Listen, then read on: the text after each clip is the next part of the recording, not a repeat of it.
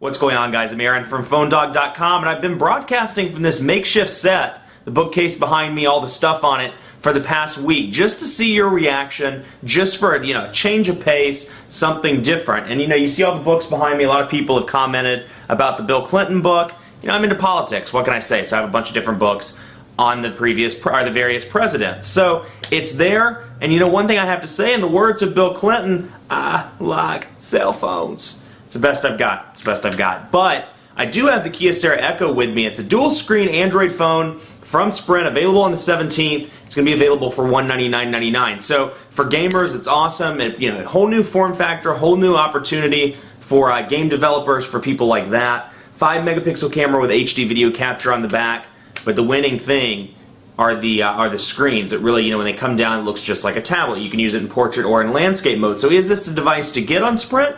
Should you go with the Evo 4G, the Evo Shift, the Epic, something with 4G? Since this doesn't have 4G, we're going to figure it out and more in the full review.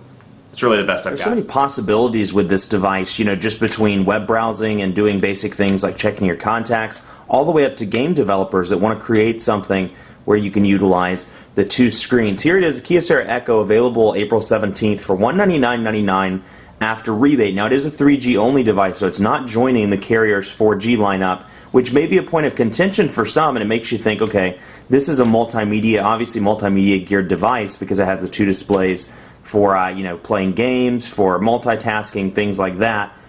But it doesn't support 4G, so that may be a point of contention for some. That may push people to the Evo Shift, the Epic, some of these other devices that are on the market, or at least on Sprint, that are 4G. So you have 1 gigahertz processor at Snapdragon, two 3.5-inch displays, and then just to recap some of the stuff we did in the unboxing, on the left side you have micro SD card slot, micro SD card slot, 3.5mm headphone jack, power button, volume rocker, and micro USB charging port. And you can see it's a pretty thick device when it's closed. That hinge takes up quite a bit of space, and it's not a tiny device by any means. It has good weight to it.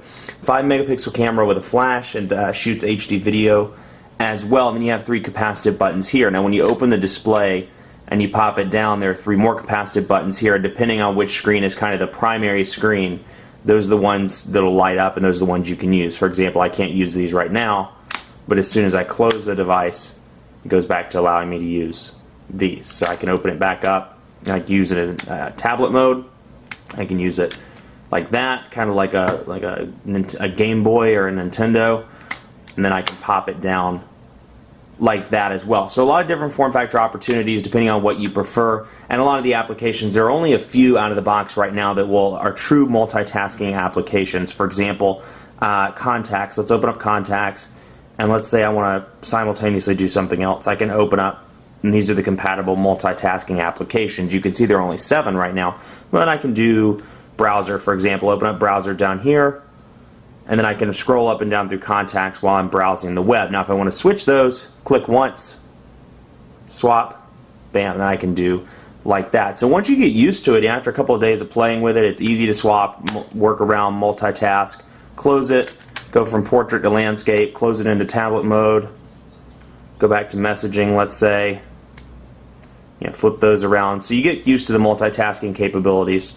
of the device. But we'll see here, talk a little bit about what comes pre-installed on it. Angry Birds is something I downloaded because I wanted to see what it looks like on this kind of tablet / big phone form factor. But you'll see some custom apps here, battery use, and you'll see browser, but then you'll see a little icon. Let me get it in where you can see it on the camera. That little icon beside browser, that means it is capable of multitasking. So you see browser, email, gallery, contacts, things like that are capable of multitasking. So let's go back to that list. I didn't mean to do that. Browser, calendar, calculator, those typical Android applications, but you'll see some things like Get Namco games, HD games, social messenger. So it's intended to be a game-centric, social media-centric handset. You'll see Sprint stuff, Sprint Radio, Sprint TV, Sprint Football Live, NASCAR, Sprint Cup Mobile, Sprint Zone, and The Sims 3. So a lot of opportunities here. And let's open up something like The Sims 3. I'm going to take this one a little bit out of context just because, no, we're not going to download that on Sprint's 3G network. But you can see View Queue as well, and we'll go through Angry Birds. Actually, we'll do this a little bit out of order, and we'll go to Angry Birds first. Click on that. And so you can see that's using it in full tablet mode, where it's going across both screens. Now if I want to play it from there, I can close it, and it goes right back. So very easy to use, very easy to transition between the screens and between the different form factors. So, I don't know what to do. I guess you have to watch this intro. I've actually, believe it or not, I've never played Angry Birds. I know, that's terrible. But, never played. Okay, so it's loading right now. And you really can see the slowness of Sprint's 3G network. It's EVDO revision A, but it's just such a tired, old technology. I mean, EVDO, you really see how slow it is when you're doing things like downloading. I mean, Angry Birds took forever to download, and even just little applications are taking some time. Now, other than that, it's pretty vanilla build. I mean, with the exception of the extensions that Kyocera has installed, you know, for the tablet functionality, it's a pretty standard build of Android. You'll see the 5 home screens, the buttons here at the bottom where I can click, scroll to a specific home screen, go to that one, for example, and I can scroll back and forth. So very typical setup, like I said, just those extensions for the to make use of the two 3.5-inch touch screens. Let's go into wallpapers here and change those. Get a couple different wallpaper options. Let's do something a little more exciting. Let's do something like that. I like that. Just having some fun with the device, you know. So that's what it looks like when it's open. You can use it there. You can use it in portrait as well. And then let's go into messaging, for example, because this is where you can really make use of that dual screen. So you're opening, you know, you have it like this, and you'll notice little differences. For example, even though it's supposedly a stock build of Android 2.2, you'll see color differences, like the notifications bar looks different. This is the Android keyboard, but the Android keyboard looks slightly different because it had to be accommodated, or had to be matched to the tablet form factor. So you'll see, you know, doesn't look exactly the same, but pretty similar functionality. I'm going to discard that and start a new one. How's it going? No, that's no fun. The Quick Brown Fox. The Quick Brown Fox is ready for the weekend. Now obviously 3.5-inch display, you know, that's iPhone size display, but it may be too small for some people. So if you don't, it's too small of a keyboard for you, you can't do it on that one. You can pop open the second screen and use literally the entire second screen as a keyboard. So it just gave you a gigantic 3.5-inch landscape keyboard where it's much easier to type on. So you can say, ready. So you can see a little bit easier to type on. You can tilt it like that if you so desire. That's kind of awkward to me, but you can tilt that and use it just like that. And more. So you get the ability to do all of that now. Like certain things when you're in portrait or you're in landscape, for example, it's not going to tilt here because they don't want to do the keyboard across the two hinges there, if you will. But the ability to use that second screen is really a plus. So in addition to the standard Android keyboard, or at least the modified Android keyboard for this device, it comes with swipe as well, which you can see here, kind of modified for the second display. But we can use swipe. There. Oh, woo, that wasn't right. Yeah, we'll go with that. How are you?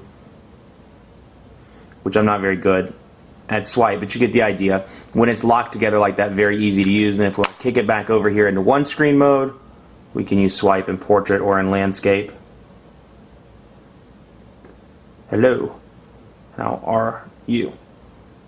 So pretty easy to use, and you know, it's funny, this design has grown on me a lot more since we saw it for the first time in New York City. I thought it was going to be kind of plasticky, and the device is kind of plasticky feeling, but it's a pretty unique concept. It's something no one else has done before, at least in this form factor, and they've made it pretty functional out of the box. You know, look at stuff like 3D, and you're like, well, it's not really there yet because it's new, there's no content, there's no ecosystem surrounding it, content ecosystem that is, and there's not around this one, don't get me wrong, there's not a whole lot available for both displays, but they've done a really good job of out-of-the-box compatibility. I haven't had any actual issues with the device. You know, it's seamless transition. I mean, you can see me doing this. Seamless transition in between the two screens. We'll go to Phone Dog here so we can see what it looks like on the browser. And now one thing I did notice, the browser does not have pinch to zoom capabilities. I'm assuming that's as a result of the two screens, so that may be something you don't like, but I'll show you in just a sec. PhoneDog.com. And not only does it not have pinch to zoom capabilities when both are open, but it doesn't have pinch to zoom capabilities when just one is open. You just have the option of zooming in, zooming out, and that's about it. So for people that like their pinch to zoom, maybe a deal breaker, but we'll wait for it to load. See what I'm saying? Kind of about Sprint's 3G network. It's old. It's very slow. EVDO in general is just slow. It's time to jump on the LTE, WiMAX, HSPA Plus, whichever carrier of choice you decide to go with, one of the 4G technologies. Let's see, still loading. And then Echo, they're working on kind of an ecosystem around the Echo. So there's a tablet extension you can install, which enables applications to work on both screens, which I installed that before installing Angry Birds. That's why you saw it on both displays. Beforehand, it would have been on just one. So here's PhoneDog. You can see, it looks nice. It's nice to have that big display, almost a tablet feel, but in a pocketable form factor when it's closed. That said, we can scroll up, we can scroll down. Pretty seamless transition in between. Okay, it's still loading, so ignore how slow that it went. How slow that was. I can't talk. Now that it's fully loaded, let's try and do it again. You can see Flash running in the background. But overall, if you don't focus on the page necessarily, focus on how it transitions between the two screens. They've done a great job of the transitional stuff. Now that said, here's your zoom. It does not allow you to pinch in, or pinch to zoom rather. You can double tap to zoom in, and then you can zoom in from there or zoom out using the actual buttons, but you cannot pinch to zoom. So I don't personally care for that, but I'm assuming it has something to do with the two displays. Now you have new window, bookmarks, Windows, refresh, and more, just like the typical Android browser setup. So we can go to Windows, we can open up a new, and I like to show you this because it just shows you how they've taken advantage of the two screens as opposed to the one that you would see on any other Android handset. So we have PhoneDog, we have Portal Login. So let's go to, just Portal Login, for example. There it is. So we'll say, oh, I'm bored with that. We want to go back to PhoneDog. Pretty easy to snap back. Now when one screen's open, let's jump back to PhoneDog. Let's see what it looks like then. Okay, it looks just like that. So see some minor differences between when it's open and when you're just using one screen. But obviously to me, pretty fast, works pretty well. Although the browser was a little bit slow thanks to Flash running, and it was frustrating that there was no pinch to zoom either.